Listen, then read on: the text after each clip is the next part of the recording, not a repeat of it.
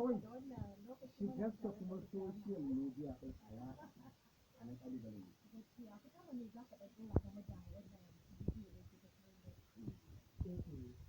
Gaskiya wannan abu ne wanda ya zo da zamani kuma aka zo kan yanayin waƙar da aka ɗauko wato gaskiya wannan waƙa ta ja hankalin mutane da dama musamman ma'aurata saboda yanayin kalaman da wato Hamisu Breaker ya yi wajen fitar da wannan waƙa. Wani irin kalamai ne?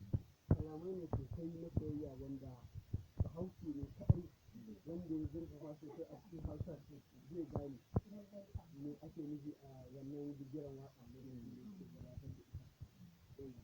Sannan kuma za ka ga yawanci ya fi taɓa zuciyar masoyan ma'aurata.